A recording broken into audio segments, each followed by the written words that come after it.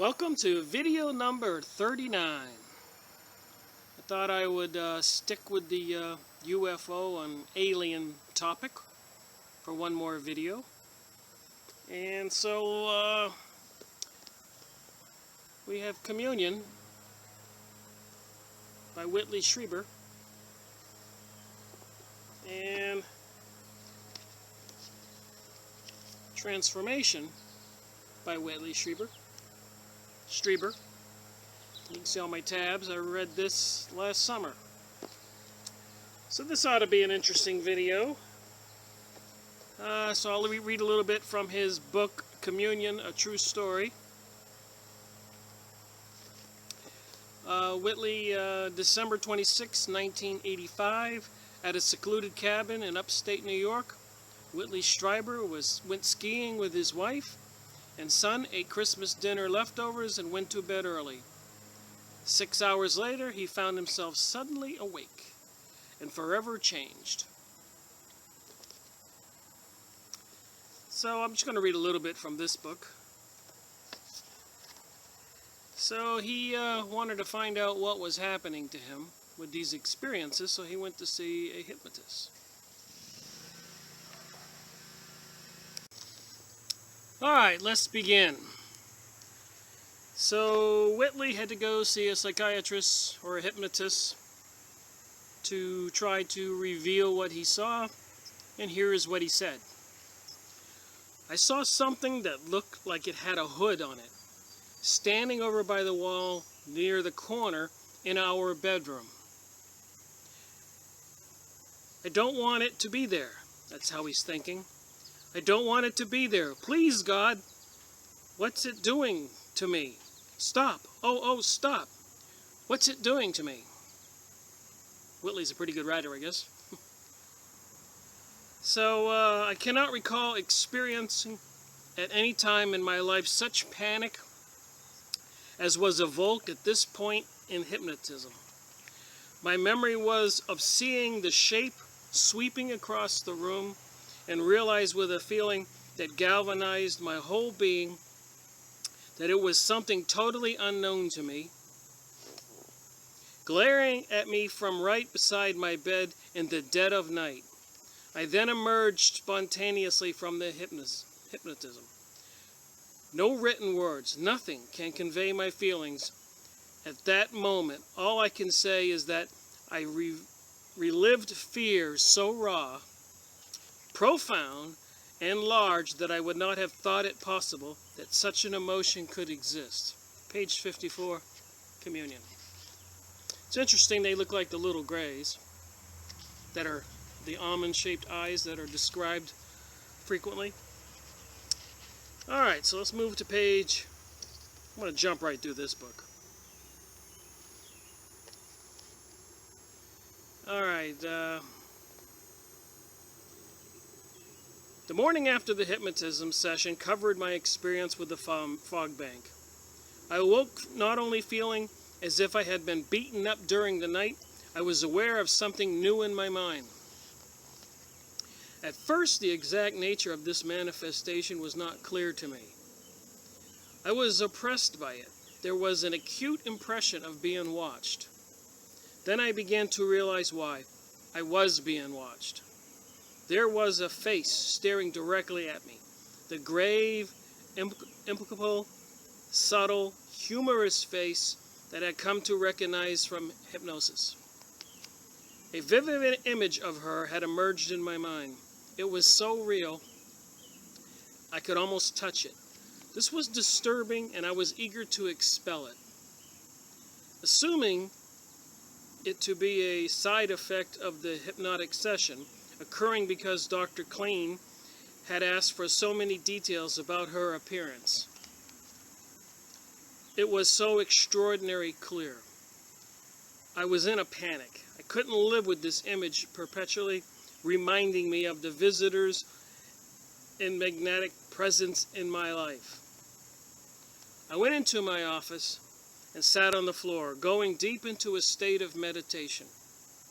I drew my concentration to my body, directing my attention to my physical center of gravity, just below the navel, and away from my racing mind.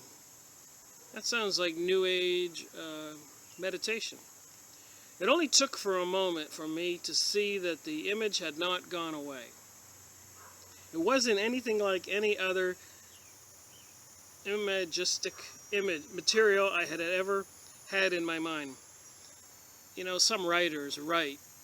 It's not something fluid like you would think or say, so it's a little more difficult to read what another writer writes. I could not calm myself. I was frantic. For the first few hours I was in a static. Simply staring back at me were those large, glistening eyes. I have never had eidetic or photographic memory, so this image was something very new for me. The image was very much like a photograph inside the mind. This one, though, was far more than a photograph. It had the urgency of life about it. Despite my attempts to explain it to Bud Hopkins and Dodd Klein, I could not succeed in communicating to others just how special it seemed to me to be. Nor did I really know myself until a few days later, when some of the remarkable properties of the image were revealed. I think that the image was somehow triggered by hypnosis. Maybe the intense state of concentration evoked it from my unconsciousness. This is one of his abductions encounters. Or maybe I attracted the visitors' attention and they responded. After the image appeared, I did research into memory and found that it is a very rare in adults. That'd be photographic memory. Almost to the point of being non-existent in Western cultures. What's more, the descriptions I found of eidetic, I'll call it photographic, images did not ever begin to correspond to what I was experiencing. People did not report that their photographic images had a life of their own. This one seemed really ready to reach out and touch me. I felt a strong sense of relationship. Looking at it was more like looking at a picture behind a soundproof glass than at a picture. I found that the image not only moved about of its own accord, it would move on command. It showed me its hands, its face, every detail of its body. Anne, that's his wife, asked me to describe its feet. It leaned forward against something that I could not see and raised a foot, which appeared almost like a very simple version of a human foot. Instead of toes, there was a solid structure split in only one place. A solid structure split in only one place. So you know me, I thought about that. And if you go look at the pictures of the devil, they have a solid structure that is split only in one place.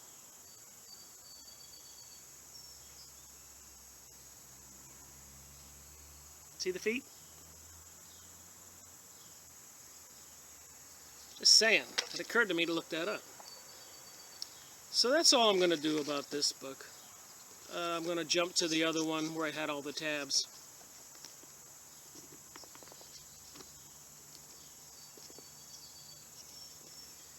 So, Transformation, the Breakthrough. This was the second book here, I think.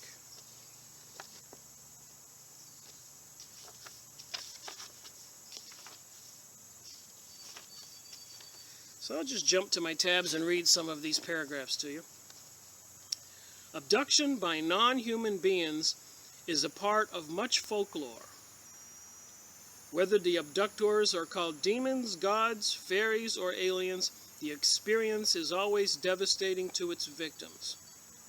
Because we have refused to study the subject, we remain ignorant, and the experience is as hard now as it was 1,000 years ago.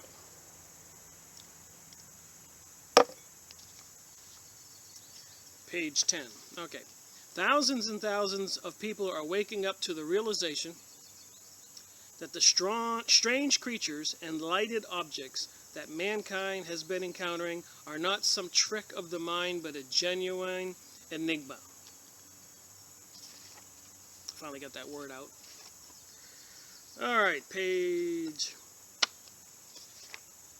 15. Okay. What's more, there have been a few witnesses. On the night of October 4th, 1985, two friends, Anne and Jacques, had been disturbed by some extremely strange lights, sounds, and sensations while I was under virtual attack from the visitors. In March 1986, a friend of my son's had seen a small flying disc move past our living room window while we were eating dinner. She was a 7-year-old girl and totally unaware of the UFO phenomenon. That night I had had a spectacular direct encounter with the visitors. I'm only reading spotty paragraphs here. You can get the book and read it if you are so inclined. Use book sites or, of course, Barnes & Nobles and Books A Million and the other bookstores. All right.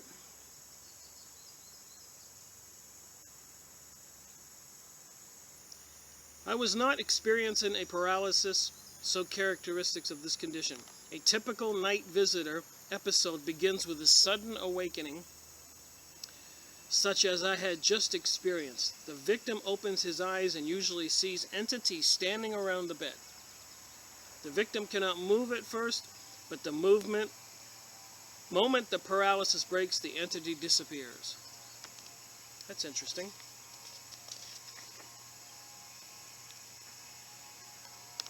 What I saw in the sky, apparently no more than a few hundred feet above treetop level, was a gigantic blackness. It covered easily a third of the firmament, the sky, blotted out the stars. It was simply immense. I think that was the description in the night siege sightings, where thousands of people up in the Hudson Valley blotted out the stars. It was simply immense. A featureless void. It showed no lights, it didn't glow. It was a black place in the sky. It could as easily have been a hole in the reel as a disc hanging silently in the air. Alright, there we go. That voice had been so final, so absolutely authoritative, and so impeccable. Suddenly I realized what was happening. There was a gigantic unknown object up there, and my son must be in it. I had interrupted the visitors in the middle of one of their abductions. So apparently they abducted his son. They would abduct them and then they would return them. So what do they do to people after they abducted them and then return them? Alright. Then the object, which had now disappeared completely, suddenly reappeared as a flat yellow disc about half the size of a dime. Its glow took a faint pink tint and it darted off to the north, streaked like a meteor.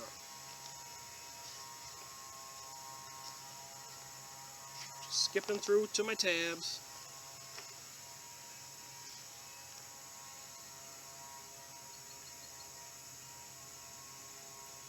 I don't know why. You know, I've been thinking. Reality is God's dream. I looked at him and I was a little surprised.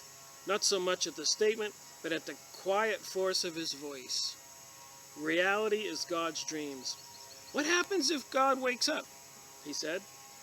He stared at me for a moment with an almost quizzical expression on his face and then burst out laughing. Alright, page 26. I'm just scooting through this book, giving you a taste of what's in it. We were out on the deck together just after sunset. Andrew looked towards the woods. You know, I had a funny dream last night. I dreamed I was floating in the woods, and this huge eye was looking down at me. It was funny. It was like it was real, but it was a dream. He looked at the shadows, some of them already deep. Wasn't it a dream, Dad? That's what his son Andrew told him. Kind of weird if you Kind of knew your son was being abducted by aliens and being examined and then returned. Alright, page 35. Nevertheless, I stumbled as I came into consciousness, because no one does not expect to wake up out of a dead sleep in mid-stride.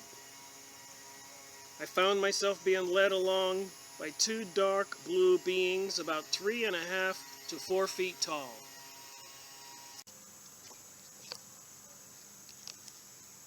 Each of them held one of my forefingers in his cool hand. They were noticeably strong, rather round and pudgy looking, and wearing dark blue coveralls that seemed to have lots of flaps and pockets on them. I was not dressed in the pajamas I had on when I went to bed, but rather a flowing garment of what was obviously soft white paper. It stood out from my body. So apparently when they abducted him, they switched him into some medical clothes.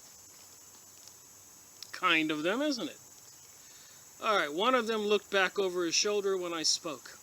He had a broad, flat face that almost seemed to grimace at me. So wide was the mouth. He fluttered the heavy lids on his deep, shining eyes and said, "We used to be like your blacks, but we decided this was better." We used to be like your blacks, but we decided this was better. It's kind of an odd statement. And I'm just jumping around to my tabs. I was confused. The place seemed conscious. I was actually inside some kind of creature.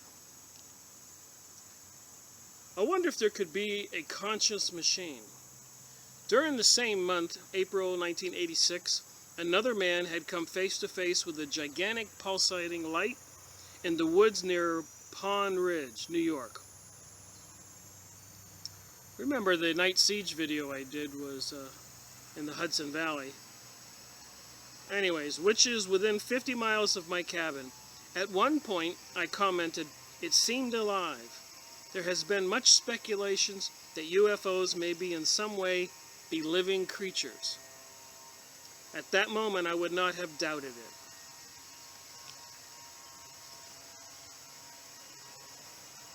Alright. The room was instead filled with beings who were very far from black or blue. They were, as a matter of fact, absolutely white as sheets. Their skin had a milky translucency one associates with termites. They were all sitting at round tables wearing uniforms whose design reminded me a little bit of British whites.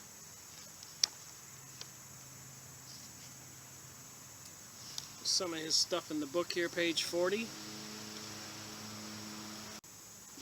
I'm having trouble reading when I hear these lawnmowers, so I'm trying to squeak this video in between the lawnmower noise. So pardon me if you hear it. It was not until much later that I came to understand that they were beginning the long process of freeing me from fear of death. I think they must normally exist in some other state of being, and that they use bodies to enter our reality as we use scuba gear to penetrate the depths of the sea. A lot of people who are into researching and reading the books about UFOs and aliens are starting to recognize that it seems like they are interdimensional beings that correlate a lot with the religious text. Like in the Bible it says the men from above found the earth women fair and all that kinds of things. Page 45. There are worse things than death, I suspected, and I was beginning to get the distinct impression that one of them had taken an interest in me. So far the word demon had never been spoken among the scientists and doctors who were working with me. And why should it have been? We were beyond such things. We were a group of atheists and agnostics, far too sophisticated to be concerned with the archaic ideas as demons and angels.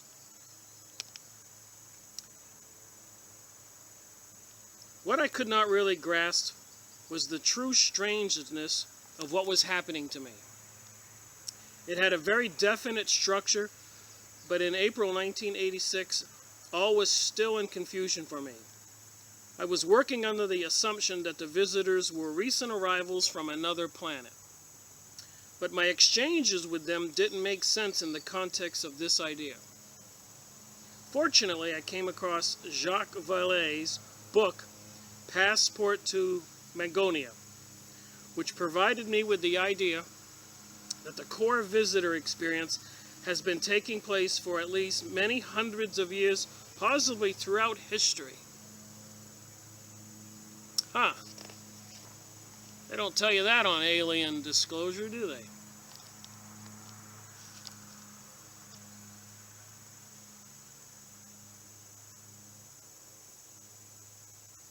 At the moment, there is a great deal that is very enigmatic. For example, one researcher, Leonard Keane, may have decoded the star language, sometimes uttered under hypnosis by people who have had encounters. He has written a strikingly original, as yet unpublished manuscript, Celtic Factor Red, K-E-L-T-I-C Factor Red, on the large number of visitors encountered reported by people of Celtic background. Interesting. Quasna, the name of the being Miss Andrelson encountered, corresponds phonetically with the Gaelic Cisna, which means of the cross. This could be a reference to the patron saint of the Scots, St. Andrew, whose X-shaped cross is a very ancient symbol of man and is now the national symbol of Scotland. It could also refer, of course, to Christ. Page 48. I'm just jumping around here, giving you some tidbits here. Even the highly controversial George Adamski case has a strange Gaelic connection. One of the beings Adamski allegedly met was named Freekon, F-I-R-K-O-N. Fur or fear, when used as a prefix, means man, and Con means head, is the name of the 7th century Irish king whose son, tradition tells us, was abducted by a beautiful lady in a flying craft. 7th century, so that would have been year 600? Furcon means, of course, man of Con. One day, as Con and his son stood on the heights of Usa, a strangely dressed young woman came towards them. Sounds like Billy Myers stuff that we did in the Palladians. She said, "I come from the plains of the ever-living, where there is neither death nor sin." My father was astonished because he couldn't see or hear anybody. She then spoke to him directly, and he did hear. She told him that she was in love with the boy and wanted to take him to Mel, the plain of pleasure. The plain of pleasure. After a month of waiting and a bit of ineffectual hanky-panky on the part of the king's resident druid, the young man was taken. Sailing off above the sea in a crystal carriage, he was never seen again. The things they don't tell you about aliens and UFO sightings. Huh.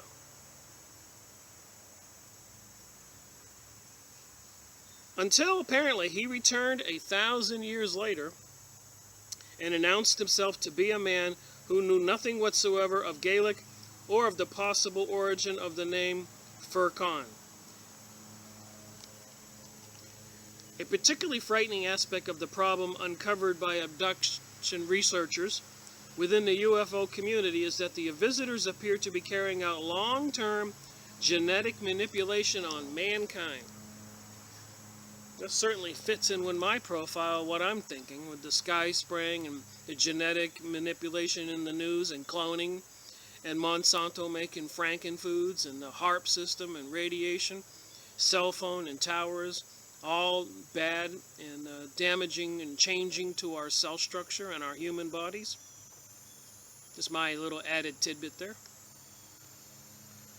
Alright, according to the theory, the visitors often steal semen from men and ova from women, and have been known to display mishapen offspring to the horrified mothers after the infants have matured. Miscarriages at the end of the first trimester seem also sometimes to happen in the context of visitor contact. Oh my God, this stuff's crazy. I recently received a letter from a witness who reported that her 2-year-old had recognized the face on the cover of Communion and announced, "He's bad." That's the face. So the 2-year-old said, "He's bad." The child said the man took his toys and never gave them back.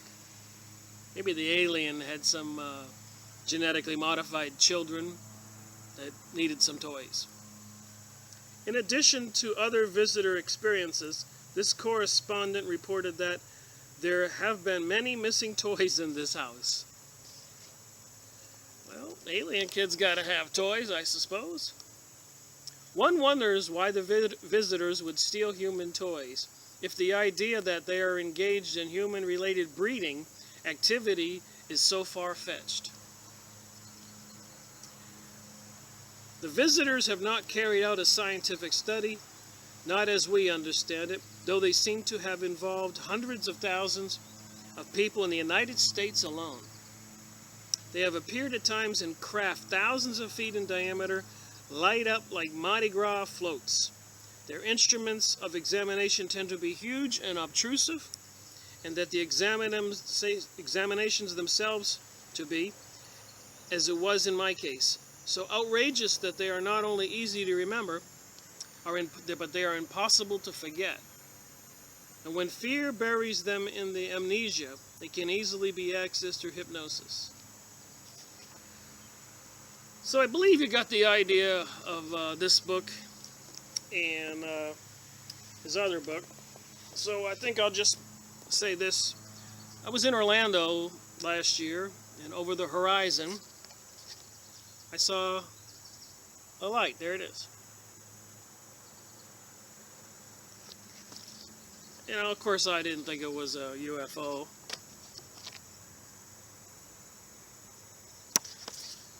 But after I saw the third or fourth one,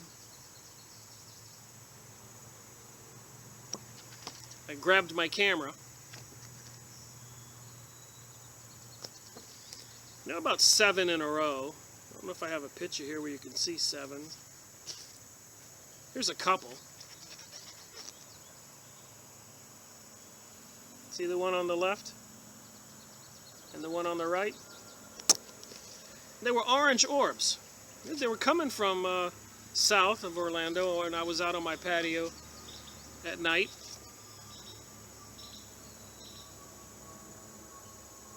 It doesn't look like anything like a helicopter. I blew up some of these pictures at the pharmacy.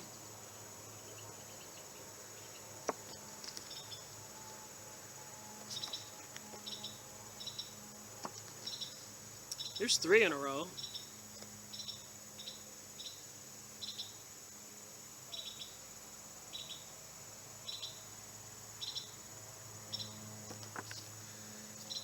And as the best I can see, I've never been able to see anything like that.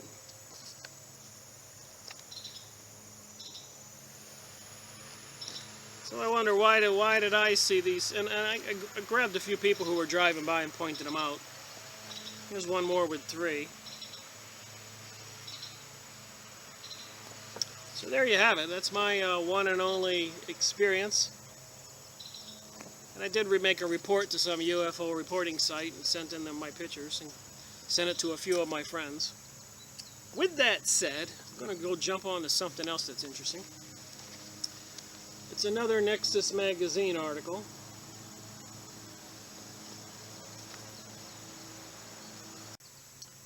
It's issue number October-November 2013, volume 20, number 6. And the article is in the Twilight Zone section. What I'd like to do is, there was an interview with this one lady, Juana, and here's what she said. It's by Linda Moulton Howell, H-O-W-E. You can look her up. Linda Moulton, M-O-U-L-T-O-N. Give credit where credit is due. Juana, the little gray ones with the big eyes, they were there giving me the examination. And I was hollering. I was in pain. So one of the tall ones came in and put his hand on my shoulder and calmed me. He stayed there until the examination was over.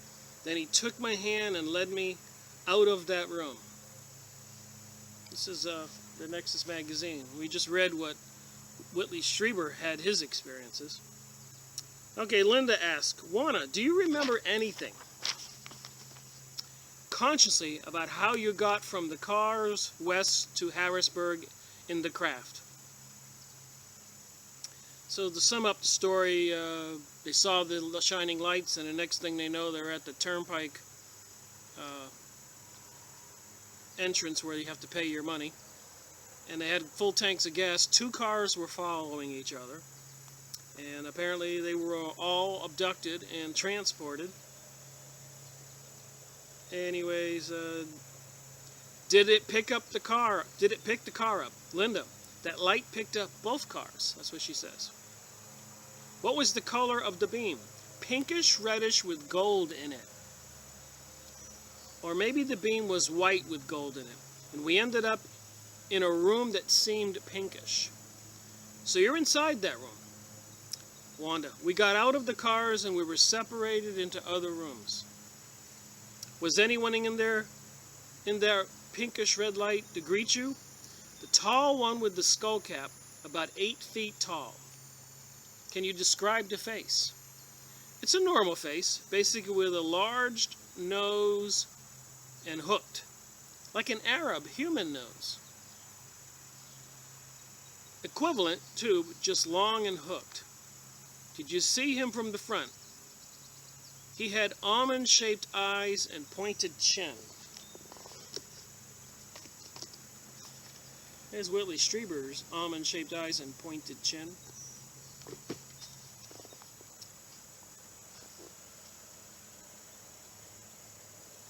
I'm going to jump around here. Any patches or insignias? I remember overlapping triangles on his uniform. He told me they meant the merging of 2 worlds, but I don't know what worlds or why. Ooh, this is interesting here. He put his hand on my shoulder. What did you feel then? Calm, immediately calm. I felt that I knew him and that we were very close. Matter of fact, I felt we were like mates. We walked through the ship. We ended up in this humongous room with tubes. The walls were lined with these tubes. They appeared to be glass, but they weren't glass. The tubes were about 2 feet wide and about 8 feet high. Cylinder tubes, wide enough to hold the tall, pale bodies. How many of them were there? How big was the room? City blocks long. I couldn't see the end of the room. Hundreds of these tubes. Thousands. Is the surface of the tube clear, transparent, or color? Silverish, but you could see what's inside of it. What is it you were seeing on the inside? Female body with black wavy hair, almost almond-shaped eyes. It's not human. What's not human? Linda asked. The gray-white color of the skin and the tall height, about 8 feet. So jumping ahead here.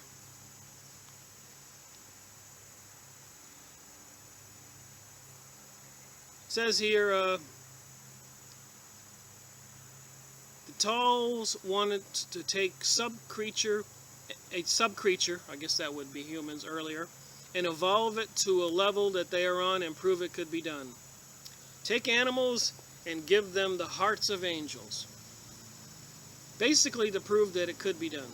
But once you start something, it was like you start to love the creature and protect it. Basically that was the feeling. So they're talking about creating humans. Can you talk to me about the tall female's perception of God force? Wanda. One. Everything is one. We are one. It's like the love. If you don't have this love, then you wouldn't love yourself. It's hard to describe. Linda. If they are one with God and God is one with them, what did they want to accomplish with this experiment with humanity? To prove that what is not pure and good could be made pure and good. Personally, this stuff I'm reading sounds like gobbledygook to me, but when you take it into context of all these other sightings and abductions and contactees, you start to get a pattern of a reality. And again, interdimensional beings, sort of what's in the Bible. Okay, let me go on. Then, Juana, what did they start with?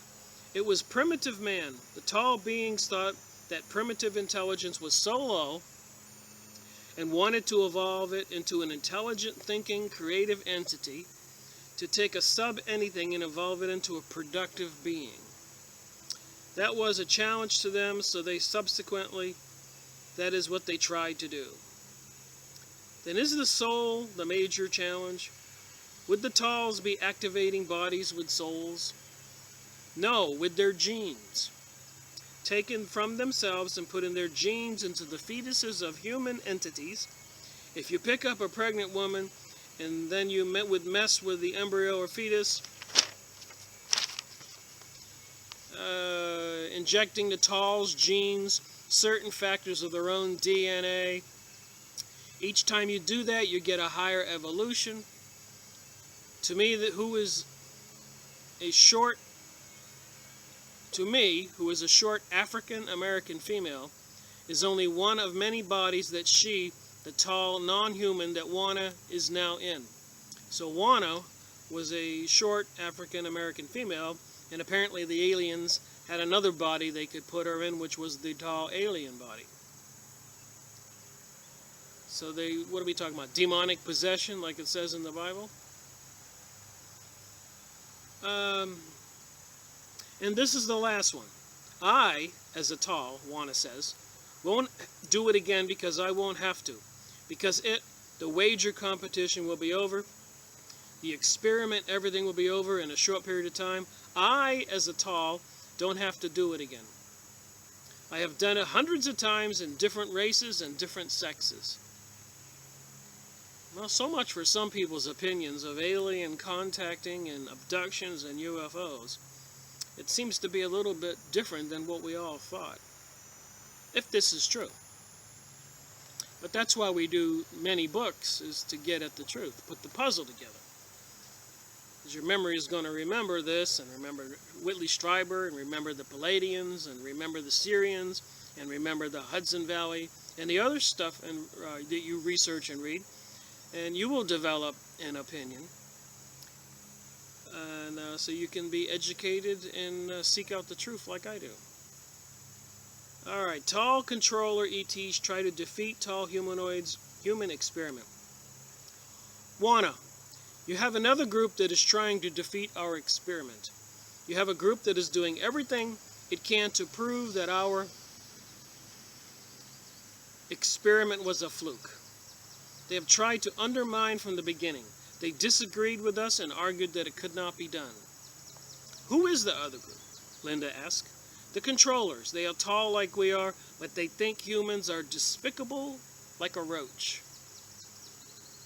Well, I can't help but mention this, but the sky spraying every day that they do seems like they're spraying us like we're bugs. Is that the controllers?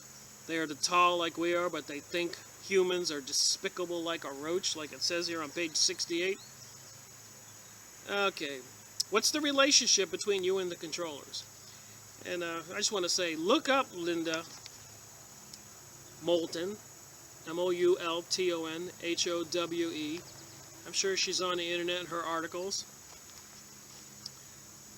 Verify for yourself the legitimacy of any of this.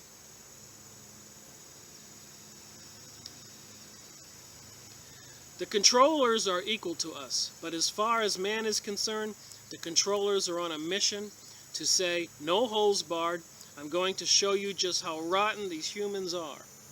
So that's what some of these aliens think of us humans. The controllers say, we're going to take them down as low as we can. Is this part of all the New Age propaganda, the New World Order George Bush talks about, the United Nations into the occultic meditation room with all the satanic imagery and Illuminati imagery? I believe everything is connected. I don't think there's a separate Illuminati and a separate Satanists and a separate short aliens and separate tall aliens and grays and reptilians and Syrians and Palladians. The controllers do concede that we have a few good humans. But when you look at the millions, they ask, how can we say our experiment worked? Linda, Juana, what's in it for the tall controllers to prove that your talls that humans are not redeemable? The controllers feel superior. They even feel superior to us talls. They feel superior to any life form anywhere. And the human was such a low life form. Can you imagine an entity that feels superior to us talls? So how the controllers must feel compared to the human being? The controllers feel that humans are a roach. And is there anything too bad you can't do to a roach? Well, this is just dandy information. Alright, Wanda, I think it's the controller's ego. If the talls, experiment works, the controllers don't want to concede that we talls could be right and that lower life forms could evolve. It proves that our bet with them, our wager would be won by us, the talls. The battle is to prove that the experiment was worthwhile and that humanity is worthy to walk among us, that humans are worthy to be included in the one. When does the experiment, the wager, end? Humankind will either be among the one or it won't. Those that are with us, talls, will be. Those are not, will not be.